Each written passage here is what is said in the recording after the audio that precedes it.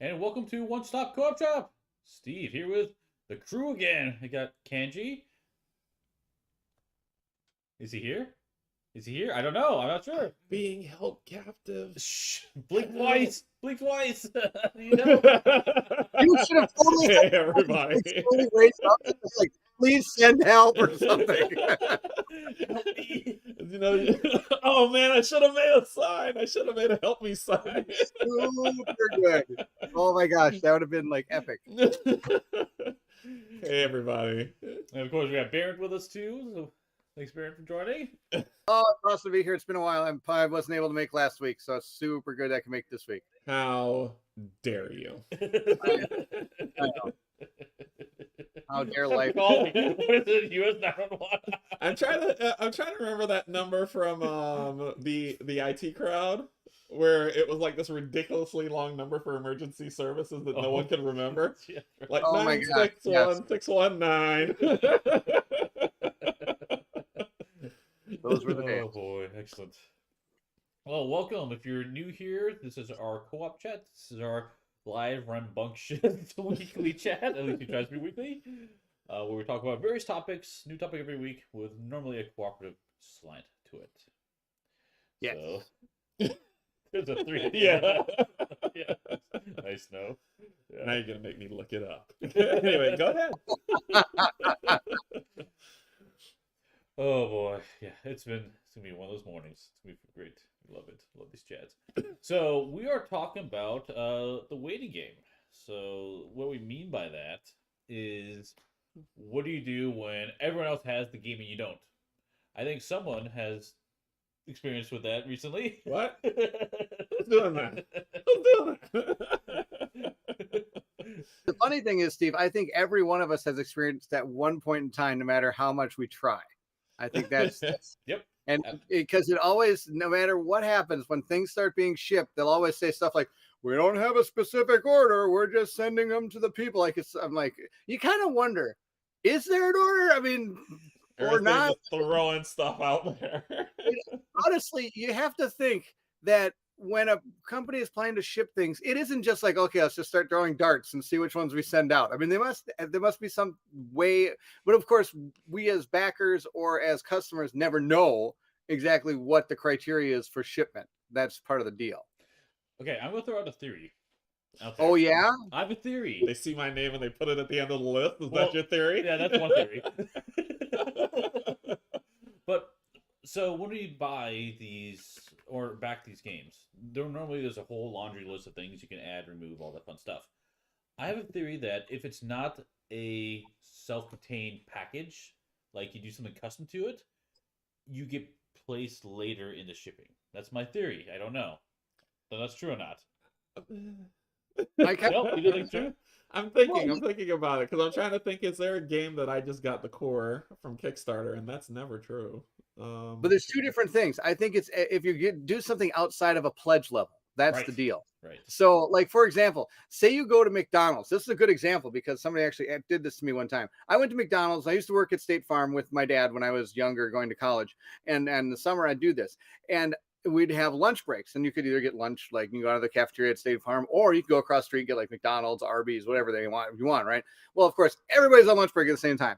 So you go to McDonald's and like there's a line that's about the size of, I don't know, California, sticking outside the door. And you get up there and you order something and you're like, I want a Big Mac, but I don't want any ketchup. I don't want any pickles. And I want only cheese on one of the 2 layers. Okay. And they do that for you. And then my friend who's behind me is like, I want a quarter pounder cheese supersized with a Coke. Okay. And then all of a sudden, next thing you know, he got his and I'm still waiting for mine. He turns to me and goes, if there's a lot of it, never change what's on the menu because you'll take forever to get it. And I'm like, oh. Yeah. And so from then on, I learned when I go to McDonald's, I have a number one with a supersized fry and a Coke Yeah, because sure. I'm going to get it right away because they're just going packing that in there. Where it's like, I could wait, no pickles. Okay, take the pickles off. Right. Okay, no ketchup. Okay, no ketchup. Like, so yes, I think that's actually a pretty big key to this whole deal. I think so. Snow seems to confirm that too with our commentary. It says the more add-ons you add, the more complex the box for you, and the later you get fulfilled. which I think that's my Yeah, interesting. that's I agree with both of you, with both of y'all on that in terms of that adds that complexity. However, there are cases where sometimes shipping companies bite off more than they can chew, and so everyone gets delayed, which makes your late delay seem even later. Yeah, that's true. Case in point. Oh, sorry. Hey, what is this? The interesting Oh, thing you about saying that, you finally got while it? while I'll say this now because I don't want people going back and being like, Jamie, Canje was saying this, because Jamie and I chat from time to time, but I don't blame. I'd probably say 10% of it is on Shadowborn, and 90% of it was on Red Stag, because I think Red Stag thought that they could do it, and they are not used to that style of fulfillment like QML Yeah. or Funnigan, that they just got in over their heads, and then Yeah, money's already changed hands, so there's no way out, for sure. and it became a thing. well, and yeah, I think I can totally understand that, especially since for a company like I'd never heard of Red Stag before until this. And I'm sure that you have to remember this was Shadowborn's first game. Mm-hmm. And I don't know. Yeah, and so both companies were at a point where they're not exactly sure what to expect. Yeah. And that's kind of part of it. Like if you would have been like, "Hey, we're going to use Quartermaster," they'd be like, "Oh, okay, sure, no problem, we got that covered," kind of thing. But of course, we don't know the backsides of everything going on. Right. We don't know if that they just happened to come to that company early and said like, "Hey, we're making a game. Would you want to ship it?" Sure, we'd love to. What would you charge? Oh, this. But of course, we've all experienced and had multiple talks and even a whole awesome co-op chat about the whole shipping change basically over the last year, Right. which is that's a different topic. That's not something we're really discussing here. We're just discussing why does it take some people so long to get their games versus others. So when you have a company that's, like you said, never experienced something like this, you wonder if when something like that comes, wouldn't you kind of, and it's just, I've never been in that situation, so I don't know if I could have stepped up manpower at that time. But then if you're stepping up manpower for that particular project, once that project's fulfilled, they don't probably have anything else that's ever going to rival that size at then for a while. So now all of a sudden, were you just hiring temporary service? And then is that good? Yeah. I think Well, it's weird. well, I wonder. I'm looking at my phone because I was thinking about searching for this conversation. I was having a conversation with Locator, from Locator Gaming, and he brought up an interesting idea because he did some deep researching on Red Stack, because he's over on the West Coast. There was a whole debacle with getting his game, and he recently, like within the week, just got it. Yeah. And so, but he was researching Red Stag, and I think it was more that they kept bumping it, like from the theory that he had from it, where it was, you have all these contracts that you say you're going to do, and then you have a priority list of the people who you think is priority, right? Mm-hmm. Which means if a new priority comes in, things get bumped, and that Mm-hmm. priority goes out. And so therefore, it's not that they weren't moving fast enough, it was that the priority list kept taking precedence over this, and that could have been the case. Could have. This is all theoretical. Mm-hmm. That's a very valid point. I mean, like you said, there's a lot of different ways that a game could be delayed, and that definitely could be a reason that it's delayed. I mean, there's everything, like we said, it either could be your particular project is very the add-ons and things or not in has put your shipping box in a different location versus others, or like you said, all of a sudden I've got the president of the United States needs 100 things of butter. Well, Yeah. I've got a You don't ask questions, you just ship it. you just ship the butter. You just ship the butter. Sorry, Liquider, no game for you. Gotta get that butter out. Yeah, Which but that's a really in terms valid of point. like I never back on the actually, I topic didn't of think about waiting something. for of saying like feeling like you're getting your game last, there's two sides of that, like we're discussing. The first side of it is the FOMO. You see everybody getting it. And I'm not Yeah. talking about content creators like you, Bairnt, you, Steve, that get games because y'all get the, y'all are royalty, right? Royalty. No, no, There's a don't funny happen. story behind that. Here. But that not the content creators getting them. It's more you see other people saying, "Yep, it arrived. Here's some pictures. Here's stuff. Oh yeah, I played the first 3 missions and it's incredible." Right. And you're like, "My game hasn't come yet. Why isn't my game coming yet?" So there's this FOMO that's happening Yeah. to you while that's going on. You want to be part of And this you always experience. miss out. Oh yeah. Yeah. Yeah, And you I do think miss out. that happened with Bairnt and me on 2 separate occasions. There was one with Stars of Macarios Yep. where I got mine in, and Bairnt, he sent me a picture of like his port saying, "Yep, I got nothing yet." So I did the unboxing. He didn't get it yet, and then I started playing. He did, and then it finally came in, and he started painting and getting it. And then the reverse with Oathsworn when you got like all the Oathsworn stuff, and I'm like, I want this game. Mhm. It would be, yeah, Stacy is a nice thing. It would be really nice if they sent out tracking numbers about the same time. Tracking numbers is Stacy is absolutely right. I think that abates that feeling Right. when you see a tracking number show up. That tracking number that it could show up. It's going to show up in 2 weeks, but you got a tracking number instead of least you sitting know. out in limbo. Exactly. That is exactly, true. For sure. I mean, Um, companies have now even started giving you the shipping thing. Like, here's the ship. You can watch it go across the ocean. Yeah, I saw that. I'm not one that watches the ship go across the ocean, but there are some out there because they're super excited for these games. Mhm. For sure. And so they want to know, where is it? Oh my gosh, it's in the port. Why is it in the port for 3 weeks? And I'm like, Right. you get to think like, oh, it's in the port because they're having congestion problems. You're like, just charge through. Run it aground. Game is more important than the president's butter. Stacey has another comment I think we should address real quick. There's also something as single wave versus multiple wave shipping. Oh, Stacey. Right. So we need to know. I have a tail. I have a tail of single wave. Go ahead. So what this means is like sometimes they can offer like if you pay extra money, we'll do an extra shipment and you get your game early, or at least a part of the game early, right. versus having it all in one go with the bulk of it. Now, from a content creator perspective, I think that's great. I always take advantage of that. Mm-hmm. If I wasn't doing content, I don't think you have to as a content creator. I really think you have to. You do. Because again, of that FOMO of missing out. If your game is so late. Now, Canje said all of us royalty get the game so much earlier. No, that's not the fact. I've actually only ever gotten a game early once in my entire life, and that was when Machina Arcana's 3rd edition arrived. He actually sent me a content creator copy of it. It's the only time I've ever received one. Honestly, that's the only way we content people get it early is if they get a review copy, because it's shipped separately than everything else. Skyrim for me was one example of that because they shipped that I think via air even. Mm-hmm. So I still back part of the game, so I'm still waiting for more content to come.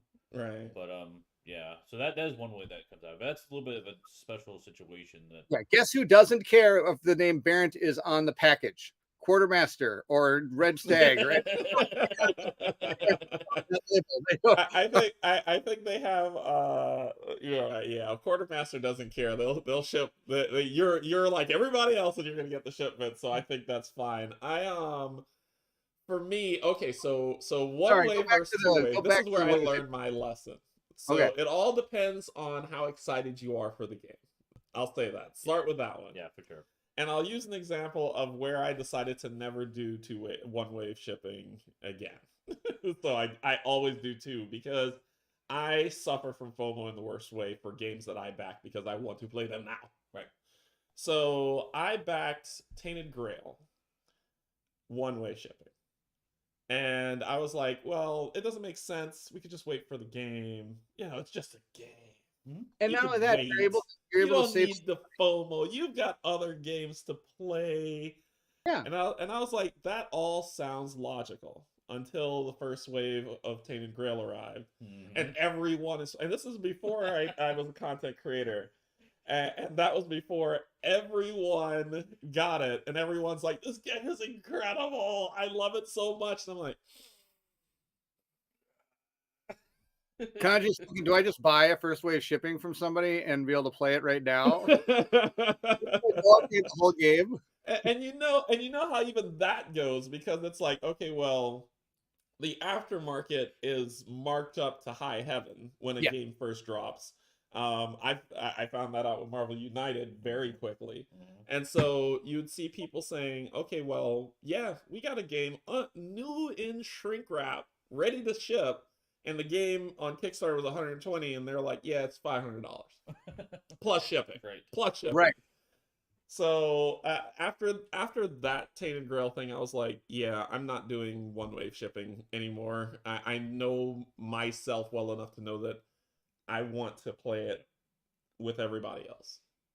And it's not content creator. It's me, my Fomo monster that talks to me constantly. Yeah. Yeah, for sure. What was I gonna say? It. Oh, was you gonna talk about the first wave? Yeah, sorry. Let me clarify. Let me clarify that one, Stacy. Single wave shipping and two-wave shipping is what I'm talking about. So single wave shipping means that you will wait until everything is done and then it gets shipped to you. Right. Two-wave shipping means they split it into two, what's done now, and then if they're still working on stuff, they'll send the second. So case in point, I will call out well, not call out. I will speak to Darkest Dungeon. If you wait for two-wave shipping, split shipping, you're gonna wait a long time. Yeah, the other way around, right? Not split. Yeah. Oh, No, sorry. One for single shipping. If you wait for single shipping, you'll wait for a very long time because you have to wait until even the stuff they don't have done yet is done, and then they'll put it all together and ship you that. Now, if you've been following Mythic Games and what's been happening with Darkest Dungeon, that means that you're probably going to wait until next year or possibly the year after before you get your single wave shipment. But with split shipping, with two wave, which is what I'm saying, you will then get what they've done now that they force people to pay money for, but you will get that game, and then when they finish the rest, you'll get the next. So the wait's not there. Yeah, Stacey, that's a good point. You think that first would means going out first, but it's not. No. No. It is opposite. Single shipping is everything together, and I decided after Tainted Grail, I'm not doing that again. I feel I can't as a content creator because I want people to be able to have the ability to watch and learn from my playthroughs. Like Snow said, it's like, yeah, you got Machina kind of faster than anybody else because they were really looking for that great playthrough that when people started getting their games, which actually sadly got delayed again because of issues. I don't remember the whole deal, but when they finally came out, then they were able to use that as a way to learn. So that's what they kind of were reaching out for me to do, and I was really excited to do that. Now, full disclosure, I got that game and everything, but I still backed the game. I still had backed it, so I had to wait just like everybody else. And then that game finally came. I was like, wow, that took that long to get here. That's out of control. It's been out for a while. When you talk about the first wave, second wave, all day shipping, it's interesting because I think Awakened Realms, the people like you're saying, Tainted Grail, are the ones that really put that into the limelight. They really encourage this because what that can do is it gives you that faith in the company where that game, I know with Awakened Realms, when they first were starting to do that, it really gave them the ability to stick to those timelines because that's when we were having so many projects being delayed. People weren't able to get their games because they're waiting for that content that hadn't been created because it was all of a sudden just built during the Kickstarter. Like, oh, we're going to add 3 more scenarios. And I was like, oh, they made that stretch goal. Yeah. So I think when Awakened Realms started going like, we're making this game and here's all the add-ons and all the extra stuff you're going to get, they're like, okay, cool. Look at all the stuff that we get to start working on. But good news, we have that base game already figured out, already ready to go. Let's just produce that and send it. And then people can have that. And I don't think there were very many people that were ever disappointed by the fact they got that first wave shipping and then had to wait the year and a half or whatever to get their second wave shipping because there was just so much enjoyment you can have with just those base games. Right. So I'm noticing a lot of companies now are doing that, trying to encourage that because like Sorcery did that the second wave but they did it more because they felt bad that things were taking so long that they wanted to make sure they could stick to at least some type of timeline. So I think a lot of that, the new first wave, second wave, here it comes, never coming shipments is because of that, is because they want to keep their loyalty base and things like this. So you're talking about Darkest Dungeon? Yeah. Nope. that company has fooled me once, fooled me twice. and, Man, and, I am done with and, Mythic. and They that's could the make thing. I've never played a game by them. I've never played a game by them. that's And because they don't Darkest ship. Dungeon is like They never mine. get there. They never get them. You never get them. It's by the time you get them, you're like, what game is this? What did I pack? Why is this here? Oh, cool. It's neat. Oh, wait, I've already played 2 games that have that mechanic because this one took 9 years to get here.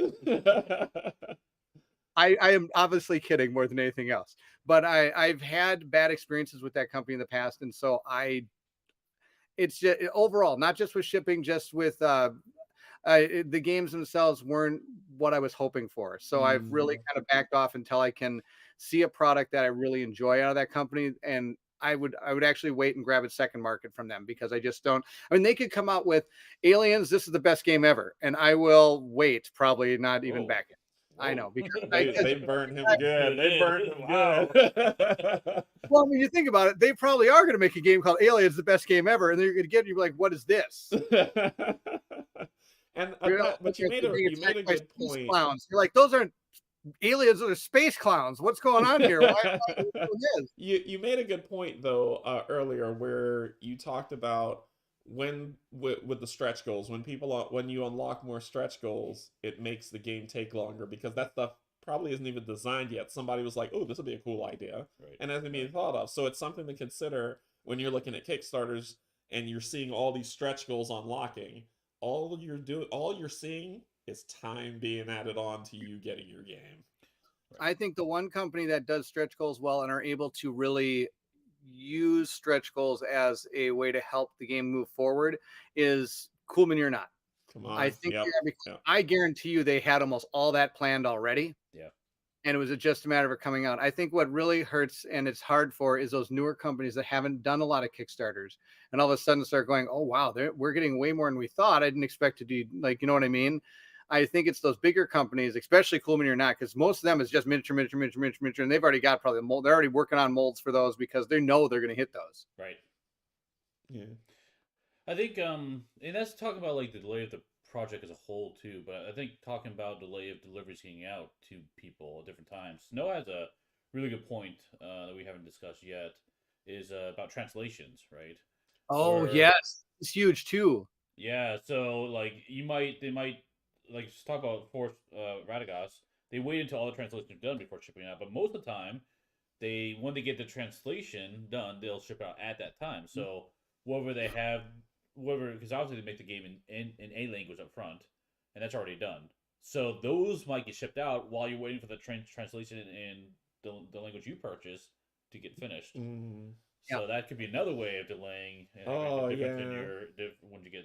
Yeah, and that would hurt too, man, because it's like you're waiting for your language translation, Right. and you're seeing everybody else is like, this game is amazing, this game Right. is so great, Right. and you're just like, mine hasn't even been printed yet. I think that's Blessed tough. by the That is fact tough. that our native language is English, so I mean that's the most commonly used. I mean, these are the kind of things we really don't experience, Right. and it is a huge deal to a lot of people because I mean, especially like there's a content creator from Germany that actually contacted me and said he just got his like German copy of a game. I apologize, I don't remember what the game was, but I mean he had just gotten. I was like, really? And he was contacting me and basically kind of with almost like an auto translate in the chat or the comment section saying like, thank you so much for your videos. They've really been a great way for me to learn this. I've got a neat channel that I'm working on. Here's my link. You should check it out. And I checked it out and it was fully in German. And that's great. Sadly, I didn't speak German. So I had to put on like a translation subtitles to kind of watch his playthrough. And he did a fantastic job. And he really thanked me for a lot of the stuff I was doing to kind of inspire him and be able to do this. But I kind of felt, I mean, in a way that I felt a little bad because he was doing a game that's like almost a year out from when it originally came out.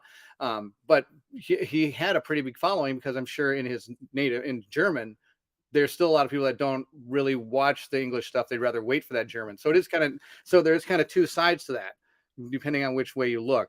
Yeah, it sucks they wait forever to get it, but there's still that audience that's really excited when that game comes out in that language. Ich spreche kein Deutsch. That's why I say that. It's funny you should mention that, Steve. I was talking. Okay, so my wife and I story. okay. So my wife and I would always do it when we first started dating. We used to play Double Feature Friday, where we'd each show each other one of our favorite movies. And so One year she showed me this movie, and it comes full circle, guaranteed. And I showed her one of my favorite movies. Well, just recently, Robin showed one of her favorite movies, and he was like, didn't really get it. I don't know. Like, Ridley, I will show you one of my favorite movies. So we're probably going to watch it today. It's called The Fifth Element. Now, because I quote this movie all the time, it's one of my favorites. And I'm excited to show it to him because I think he is. And when somebody said Sprechen Deutsch or whatever, I always think of the comment in the movie where she goes, "Lady, I only speak two languages, English and bad English." Well, that's not a kind. That always makes me laugh. I don't really speak the other language, sadly, so it always comes to mind when I think of that. Okay, that's my start. How I was doing the translations into German for Uprising: Curse of the Last Emperor. By the way, Uprising is an awesome game. I really like that one a lot. That was really fun. I'm so tired of it. You guys don't even know how much work it is. We've been on it for months. Ooh. Working on it for months for translating one game. Wow. So I get an idea of how long it takes to do these translations sometimes and how much a delay could cause. Yeah. I can't imagine doing that. I mean, just because the way the rule books work and the way the games are played, the way a word is said or translated can totally change the way that something is perceived in the game. Yeah. So it's just got to be an unbelievably hard feat. I mean, I remember reading some things where it's like, how does this work?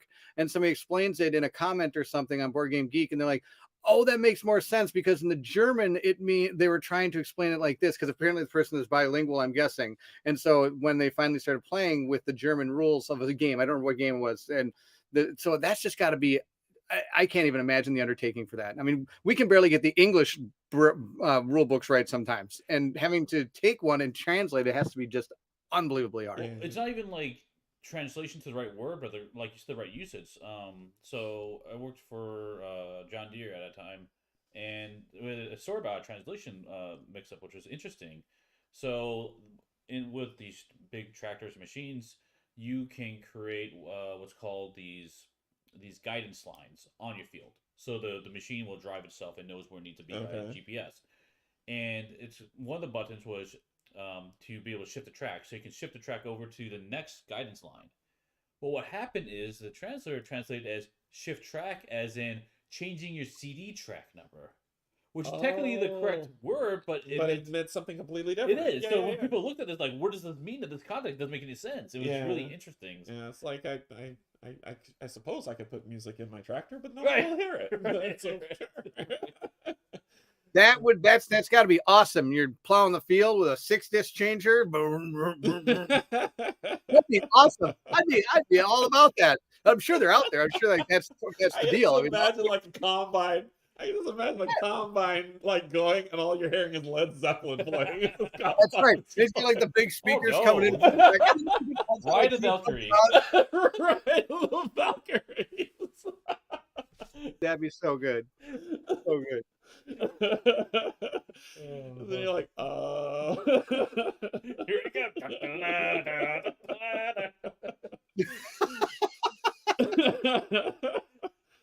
Oh, that is awesome. So for me though, in terms of it, so my Fomo Monster cannot be sated. All right, I've accepted it. I live with it constantly. It is a condition that I'm medicated for only by more board games coming in. That is my medication. However, for people who don't have a Fomo Monster, I think y'all are more fine with waiting for games, because I've seen a lot of content creators be like, I don't care if I don't get a game. I have a bunch of other games to play. So if you're able to abate that and can wait, that's perfectly fine. And I think that's the ideal state. But for those of you with the FOMO condition, my only suggestion is look at your shelves, and if there's any game that you have that is not unwrapped, unwrap it, and then you will that will make you feel a little bit better for about 3 days. Yep, that's where there's a lot of comments here that make me laugh, because remember when CD players don't have vibration dampening? Yes, I remember that. And you want to the CD just skip skip protection, 3 to 5 second skip protection. And that's when Snow says, "You mean when every music was this a quote ska?" Yes, ska band. I played in a ska band when I was in college. I played in a ska band, a punk ska band. It was fantastic. We were going to be called the Ford Theater Ushers, but nobody figured out what we were talking about, and so they thought we were the Ford Theater Ushers. And we're like, "What? No, Ford. You know where Lincoln got shot? We're like the Ushers for Ford Theater." Oh, we changed our name to the Ushers. Then, of course, after we changed our name to the Ushers, I told people I'm in a band called the Ushers, and like, "Oh my gosh, I just saw you on MTV." I'm like, "You saw what?" Are they talking about Usher Raymond? Usher came out just a little bit later. I'm like, really? Really? We can't win. We can't win at all. Oh, nice, Ryan. I got fever. The only prescription is more board games. That's right. True. More cowbell. The problem Yeah, though with that is that well, it's a problem for me, not for y'all, because now my Calyx shelves are full, and what I end up, my promise was, if I can't fit a game in my Calyx shelf, something has to go. Yeah. So that's where the giveaways come in. Yeah. No. You buy more shelves. I mean, what are you talking about? I mean, I don't have any more room for it. That's the thing. So I have to stick to the Calyx shelf. We've decided if there's not enough room for a board game here, we just take one of the boxes that we haven't opened since we moved, and it just goes in the garbage, and then more boxes go in there. Look, we've got this box. What's in here? I don't know. It looks like a DVD player. Well, we haven't used one of those since 1915. Let's throw that in the garbage. Here we go. I hope my wife's not here. I also think it's worse if you are excited by the game or following the game too, because I know some people, they just back it, and then when it shows up in the front door, like, oh, this showed up, cool, I'll get play, right? Not me. That's not me either. I get, like, when I see that, hey, it's getting close to shipping, I get really into like watching, oh, where's it going, and then that just kind of makes it worse. So. Yeah, and I think that's how I honestly, Bairnt, I've not backed a single game from Mythic. I've never played a game from Mythic, so I knew nothing about them. And so I saw one of my favorite IPs, which was Darkest Dungeon. I was like, insta back, done. Yeah. And so now I'm sitting here waiting for the game to come in. And you're getting these delayed and these promises that, like, it'll be here in summer, it'll be here in fall, it'll be here in 2 weeks, it will be here in a month. And so as those delays keep pushing, it gets worse, right? It's like that and I think like that's what really kicks it. But the worst thing of all is that really infuriates people. And I'll say this. We know it's a board game. We understand it's just a piece of plastic. It does not shift the world and the alignment of the stars for us. We will not die if this game does not arrive. We understand that. At the same time, don't negate someone's frustration with their excitement just because you're like, how they're feeling isn't valid for you. So when it came to Oathsworn, the fury I felt and a bunch of other backers and the upset that they were feeling was because they were asked to help something, and then they were treated as they were dusted off, because Red Stag did no communication. Red Stag did no tracking numbers at times. Mine just showed up. I never got a tracking number. You know, and that's the thing. I'm not blaming Shadowborn at all for this debacle. Everyone's frustration was with the delivery and fulfillment system, and we all know lack of communication as humans. And I'm going to go into a little bit of psychology. As humans, if we don't get an answer to something, our brain makes stuff up. That's just how we, and it's how we work. It's so our brain will fill in the gap because we need to know something. And so when we're not hearing anything, they don't care. We're back of the, we're back of the pile. We're not good enough. And all these other things slam up. And then you have people who don't care about the game, people who are a little bit more of a realist, people who are some other type of way saying, guys, it's just a game. Chill out. It's not important. It won't end your life. Take a second. We understand that. at the same time, don't negate our experience because we're feeling a specific way. We'll get over it. If the game never delivers, we will move on with our lives.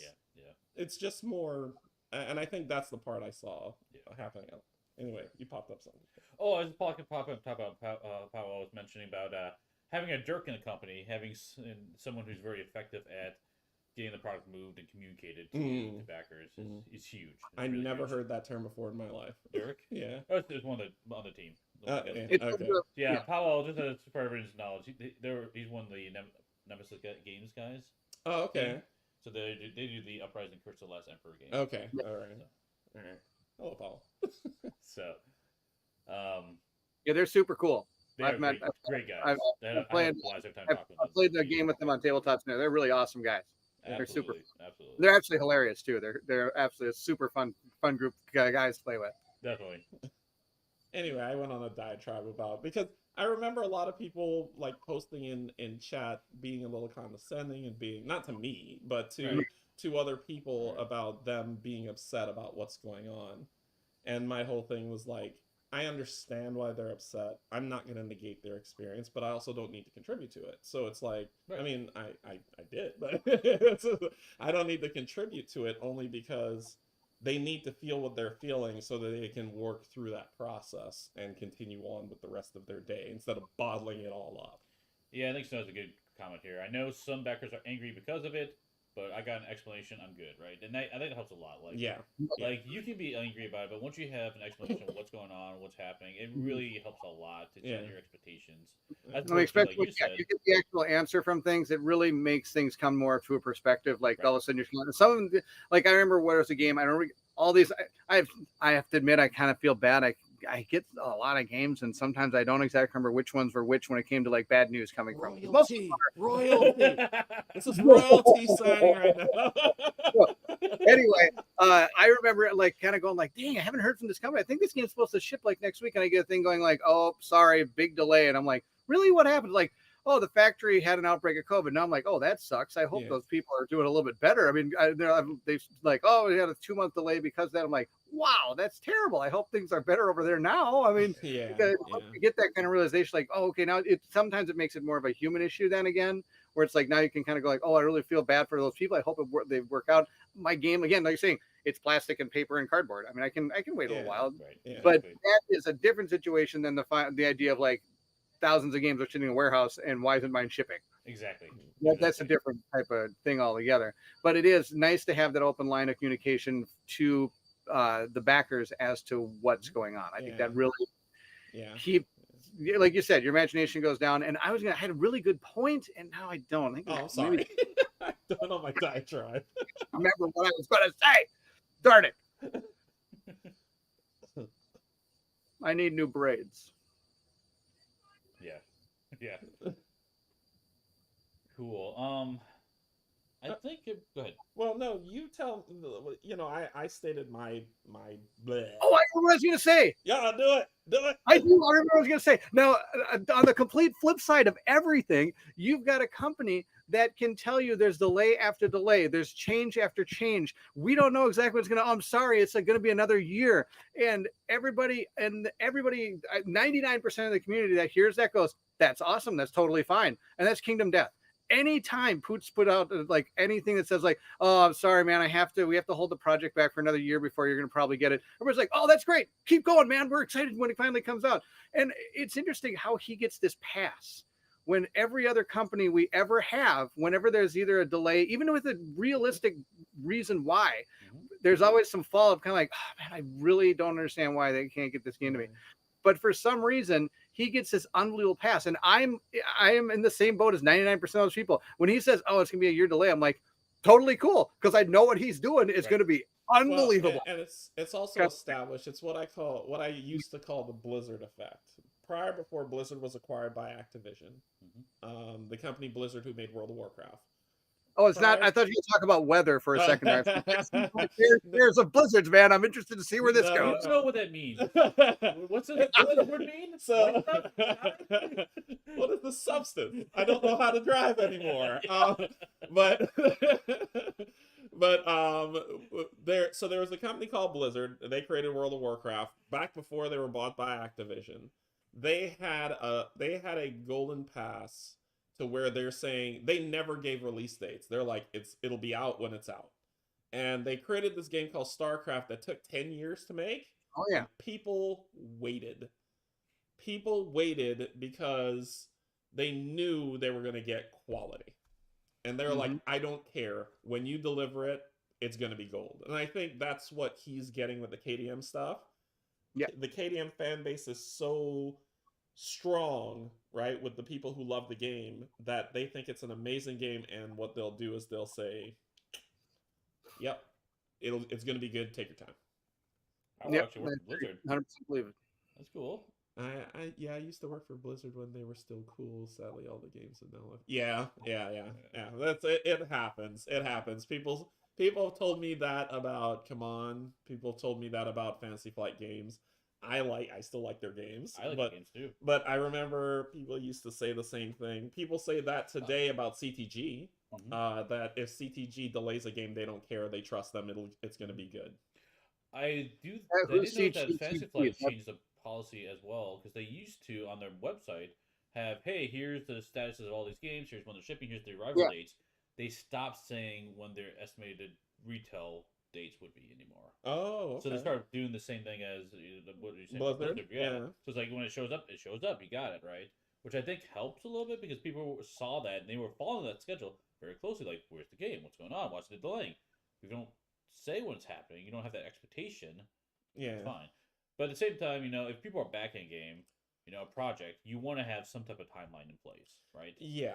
Because you're investing into it, so you need to have a little more information. Yeah, and that's where milestones. I'm not a project manager. I'm a manager of tech. So as a manager of tech, milestones mean all to me. So I understand where that was. Yeah. It's looking for me. Being held captive, Yogi. Send help. Help. No, that's gonna be great. So I want to hear from y'all too, though. This is what I was gonna say before we jump back into it. I made my statement about kind of where I stand with the waiting for stuff to come in, but I want to hear from both of you in terms of what do y'all think? Where do you all land with it? I've never actually experienced as big a delay as you have when it came to Oathsworn. Most of the time, I'm usually somewhere near the beginning to the middle of shipments. I've never really been at the back end of anything that I can remember. And so I haven't experienced the amount that you have. And when it comes to those games, the only thing that I miss out on is I like people to have that initial experience with me. When I put something out, like a lot of my unboxings and things.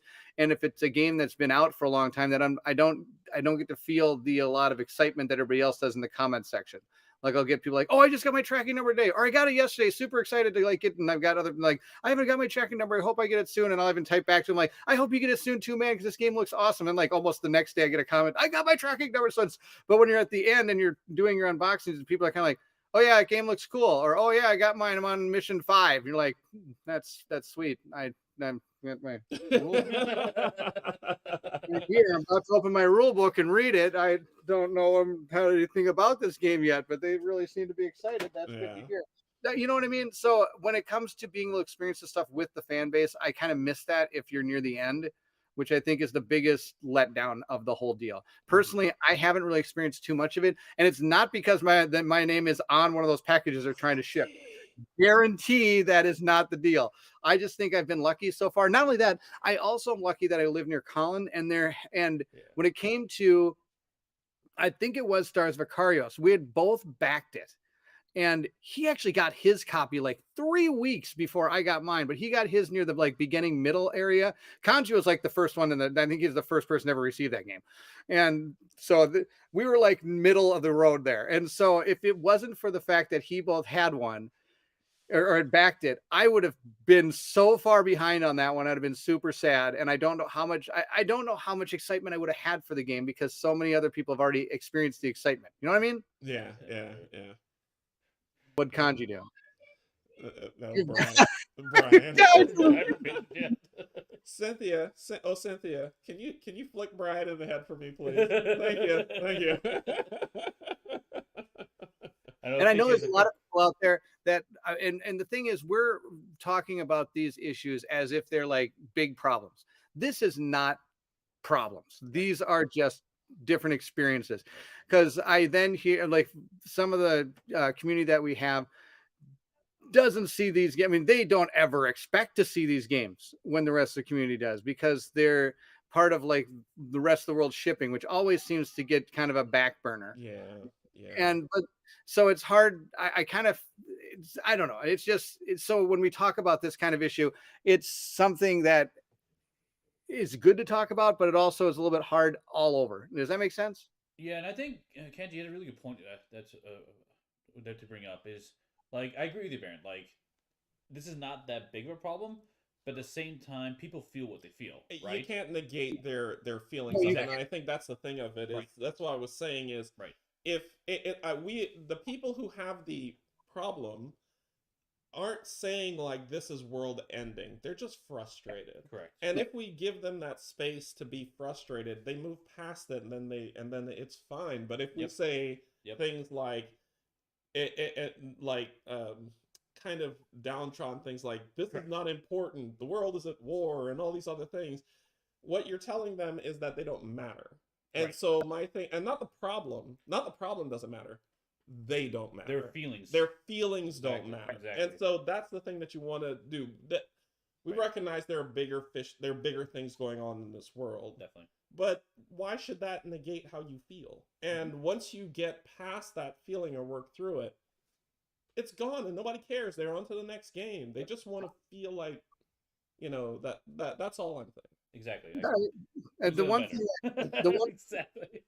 the cool thing about it though is I'll also do like unboxings, and then I'll get a comment like a month later going like, just got my game, this is super fun. And the one thing that's really cool about the One Stop community and how we've really grown in the way we've grown is I don't know about everybody else, but I think pretty much we're all on the same page. I comment to every comment I get. And when those people come to me and say like, hey, I got my game, you're right, this game was really fun and stuff like that, I'm like, you know what, that was absolutely us. Like within a day, I'm commenting back because I know how excited those people are when they got the game. Definitely. And they could be a rest of the world backing. They could be European backers. They could be like, because sometimes those shipments all go out at different times. So when they finally get it, they're finally experiencing that excitement. And I'm there still feeling that excitement with them because I know how excited they are when they get those games.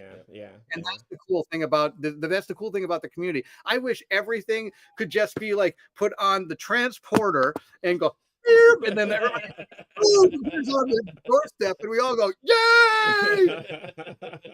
But sadly, that has not been invented yet. It's still fun to be able to experience that excitement with anybody and everybody when they get them through our channels and through what we do. I think that's, instead of just kind of going like, oh, that video's like 2 months old, I'm not going to comment to that comment, that's not a big deal, because I know what they're feeling, because I felt the same way when I got it. Yeah. So I want to jump in real quick. Stacy had a quick question. Yes, Stacy, Canje is here. Look, I can actually touch him, so it's not some lifelong decoy thing going on. Help! But yes, we're doing Gaming Palooza today. So many games. So if you're interested in seeing a bunch of games played, it'll be on this channel. I'll be posting them immediately after this. A few events. So, but getting back to I'm gonna get back to. You can't make it scroll. I can't make it scroll. You won't scroll. Yeah, getting back to the comments of the shipping delay. So, like, for me, for doing content, I always try to get this stuff early so I can help prepare content, because it takes a while to do content, and honestly, I want to take time to do a good job. I know there's a lot of pressure to be the first one out there, and it does make a huge difference if you're interested in YouTube analytics to be the first one. You'll get a big boost to your channel. And it's interesting because there's this draw to be the first to get that, but for me, like, I push back on that draw because I'd rather take the time to really understand the game and put together good content, and at least for what I think it is. But I've had comments on some of my videos where I posted a review and it's been maybe 3 weeks, 4 weeks, something like that, since most people have done their reviews. Got a comment like, oh yeah, well, nice review, but this is a little late. Like, I'm not. It's not really useful to me. I'm like, oh, okay. Well, sorry you feel that way, but here it is, right? And so when you get stuff like that, from a content creator perspective, like when there's so much activity when these games drop, and then there's Dead space. Dead space. Yeah, Dead space. That excitement drops quickly because people move on to the next game. There's always the next thing, the next thing, the next thing. So not hitting that mark to have it be useful to people is an unfortunate consequence to the situation. Right? And my existence is in the dead space because I don't do the new. I like with Oathsworn, I wanted it because I was super excited for it. Right. I have a bunch of other games that have delivered that are sent in boxes. This Kickstarter delivery stuff needs to stop for the rest of the year. But it's more I want to play the games that I think are fun. Right. And so, because, we all work, right? So this isn't our livelihood. This is just our hobby. Correct. That we can say we're not chasing after the new. Correct. So for me, it's more, I still play Eldritch Horror. I plan to play that. Arcane Horror, which games have delivered long ago. There'll be games that come in that I do want to play when they arrive. Oathsworn being one of them. Now that it's arrived, I took my time in painting and then I'm playing the game now. So yeah, I don't.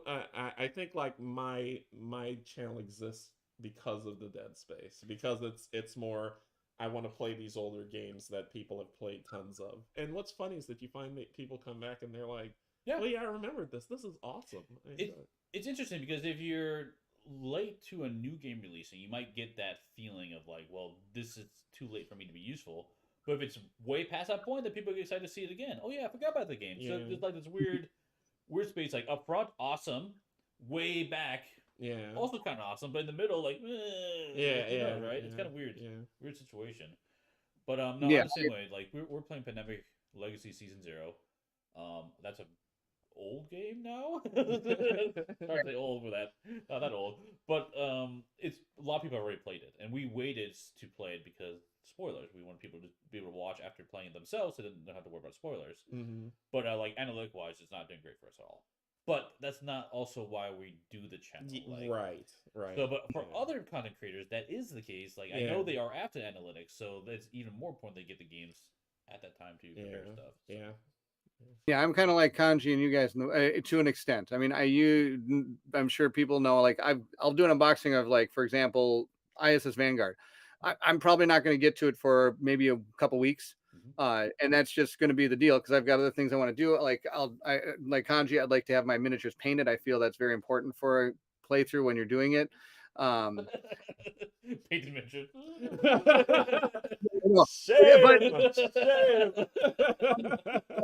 try to do that the best I can, and it's funny I'm saying this because I'm about to be hypocritical because my Shoal playthrough is not going to have anything painted because I don't have the time. We're still working on Oathsworn stuff that I'd really like to get that all painted.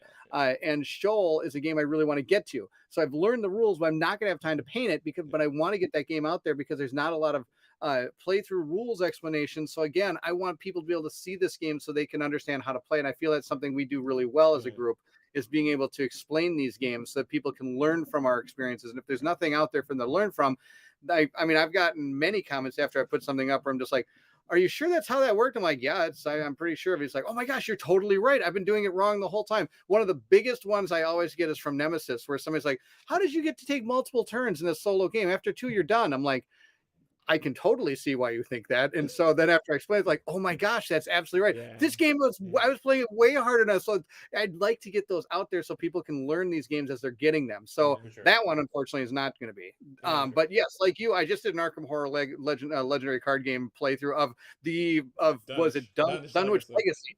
Which is the oldest campaign next to the beginning one, because I thought, oh, I've never actually played this. I want to give this one a shot and see how it goes. So I'm kind of on both ends of the spectrum when it comes to games. I like to do the older ones when I can, but as soon as I get a newer game, I want to get that thing out so people can learn and experience it so they have an idea when they get it, what to expect.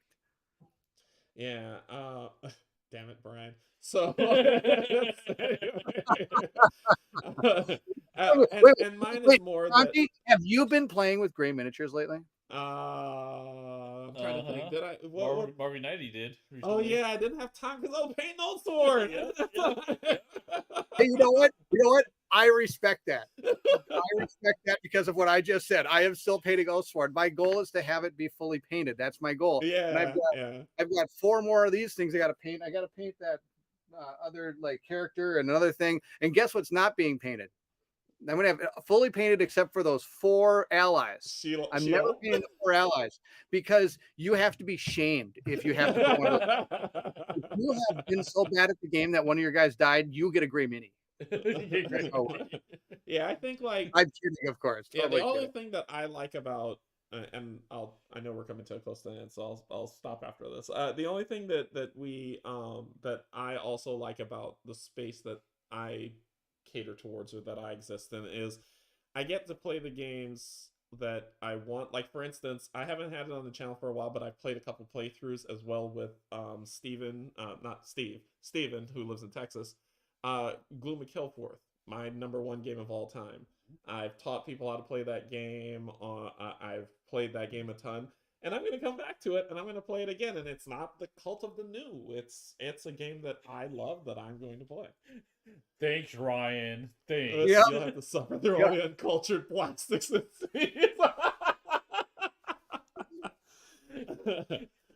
Yep. So like stuff like that, games that I've never played before, that Spirit Island that you taught me yesterday. We actually played Spirit Island last night, and I like it. Did you win? No. Oh, we won. Oh, we barely won. Yes. Yeah. Congratulations, Canje. You are in the 100% win category, just like me. Well, the only thing is I've never lost that game.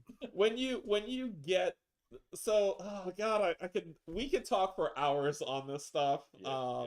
So I won't dive into it, but I have thoughts on Spirit Island. I enjoy the game. I think it's fun, and I will be playing it on the channel. Nice. I won't. I play it with friends. I don't play it on the channel. I don't have friends, Bairnt. Charlotte. Come on, you're sitting next to one. You guys are fantastic. Look at you all together. Excellent. Cool. Well, I think we've with that. Yeah. But yeah, I think that's going to probably end the chat for today. We've covered a lot of ground on this one, so it's another fun one to cover. Yeah, I would close off by saying 011-899-999-119-725-3. That's amazing. And only a few people will understand what that means, but you're welcome. That's okay. I've got a number system for you too that very few people even remember. It's 007-373-5963. If you could figure that one out, congratulations. We are such nerds, and I love it. And the sad thing is, I will go to the grave knowing that number, and I never have a reason for knowing that number. And I would be super impressed if any person in the comment section actually knew what 007-373-5963 does. Because I can tell you guys don't. But anyway, yes, it was awesome to be with you guys. This is a great topic. I know it stems in all different directions more than just anything else. And it is really exciting to get those games. And it is sad to miss out on some of those games. But again, like Canje said, in the long run, it really isn't a life-ending thing, but it is still people's feelings and people's like emotions towards a hobby that they really enjoy. And so being able to revel in their excitement when they get it, I think is really important, even if you've already experienced it yourself. Yep. Like when Canje got his thing, I started, and he's asking for pictures. I grabbed my guys. I was like, look at this guy, check this one out. And I was like excited for it to show him kind of what I'd already done with my guys so that he could get to start painting his. And it's a lot of fun. Yeah. And Kanji's going to be painting with me again pretty soon. He just found out right now. Yes, I will. And still, nobody in the comment section has figured out what my code is, and they're not. I feel like is it the GoldenEye Golden Gun code? No, it is not. It's not. No. Okay. You are at least in the right realm when it comes to where that code comes from. Okay. It's not a phone number, that's for sure. Well, that's just 8675309. That's everybody's phone number. I'm going to play a practical joke on one of my surgeons one time, because at the end of every surgery, you post the phone number of the patient's family so he can call them and tell them how it went and everything. But of course, he has so many patients, he doesn't obviously memorize everybody's phone number. So we're supposed to write it and put it on the thing. So on April 1st, I'm going to write that for one of his patients and stick it on the phone. So he can call that. I'll be like, what? And then I'll give him the real number after that. That's awesome. That's awesome. Oh, all right. So Bairnt, what do you got going on this coming week? Oh, hey, guess what? I'm doing Shoal. Nice. On Monday, Colin's joining me. We're going to start we've kind of started trying to do Monday as our Oathsworn day. So that's going to be our Oathsworn day. Then over the course, I think a Monday afternoon is when I'm going to record Shoal. So I hope to get that up as soon as I can. It might be Friday because it's also going to go, it's a one-stop one as well because there's nobody else doing Shoal. So I'll be doing the playthrough for One Stop and my channel as well. They drop simultaneously. My slot is Friday. I'm going to see if I can bump it up, if I can get a hold of Mike, and if I can actually get on the ball and get it done. Then I've got ISS Vanguard coming probably next week. And also I'll try to, I missed the painting this week because I went to the Children's Theater with my son. We went and saw a play. So I didn't get a chance to do the painting episode that I normally do. So I'll be doing a painting episode probably on Wednesday or Thursday next week, depending on what day it is. I'm not sure what we're going to paint, maybe Shoal. We'll see what happens. I think it might be a Fomo Monster because I got to get that painted. That'll be the deal. But I think that's about all I got coming this weekend. I actually know, Steve, what I'm doing. Most of the time, like, hey! What are you guys doing over there for your game Palooza? I got to hear. Yeah, so Canje is visiting me. So after the stream, I'm going to put some events up there. We're going to be playing the Marvel United campaign, the big epic events. I'll be with the two of us and my wife as well, joining for that. And we're going to also play Marvel Zombies. Heroes Resistance, yeah. Heroes Resistance, yep, that's for sure coming up. And probably some other stuff too. We haven't quite decided. So, but just watch the channel. I'll post the events so you guys can catch them. It should be fun. And then tomorrow we have content dropping. Kim has her next episode for Quick Stops created. Canje has seen it already, so it's good. It's good. It's good. That's dropping tomorrow at 11 Eastern. And then this coming week, we're doing Pandemic Legacy, continuing that playthrough. We'll probably get to do Marvel United. I am also planning to do a review of Skyrim next week. So you guys can get an idea of what that is. Because I'm pretty close to finishing the campaign now, so I'm waiting for that to finish. So yes, and G Golly, thank you for mentioning that. I'm very busy playing Extra Life right now. So I did a quick stream last night talking about that, but that is basically a fundraiser for raising money for children's hospitals. So the website is live. I don't have it in this description, but I have it on the other video description. But basically, all of our proceeds go to the children's hospitals. Extra Life and One Stop sees zero of it. And the plan is November 5th is the big day. November 5th, we're going to have streaming games basically all day, and you're going to have the ability to donate money live that will affect the game. So it might be like, hey, $10, spawn an extra bad guy, $5, reroll that dice because you rolled well, or maybe you rolled poorly. You help us out. So you're going to have a lot of fun to be able to interact with us at that time. Or add another alien. Good luck, guys. Yeah. For my side, this entire week, well, today is Board Game Palooza. So board games all day. As Steve said, watch the streaming channel. I'm going to be on all of it. So then Sunday, actually, I'm going to be playing, continue our Innsmouth Conspiracy campaign with Kate and Cynthia as we go through Arkham Horror LTG. Mm-hmm. Tuesday, Oathsworn. Well, Tuesday, Marvel United for the lunch stream, then Oathsworn. Mm-hmm. Thursday, something. Friday might be... Nope, Friday won't be that. Friday's going to be something because I know one of us are missing for Gloomhaven Friday, so that won't happen this week. And then Saturday, OneStop Community. Mm-hmm. Yep. Sounds good. Cool. Well, yes, you should have the TV turned on because you're going to be watching a lot of them today. We're sure our experiences with you guys. We're playing a lot of games today, so yeah. And I am looking forward to Extra Life, and I hope a lot of people do jump in. Yes, I do remember a lot of aliens dropping on me and Colin, but that's okay. Colin ate all his M&Ms to help him roll the dice better. So. That was hilarious. That was so hilarious. Yeah. No, I love Extra Life. It's so much fun to do. So yeah. Cool. Thanks for ending for today. Thanks for watching, and we'll see you at the next stop. Bye, everybody. Bye-bye. Take care, everyone.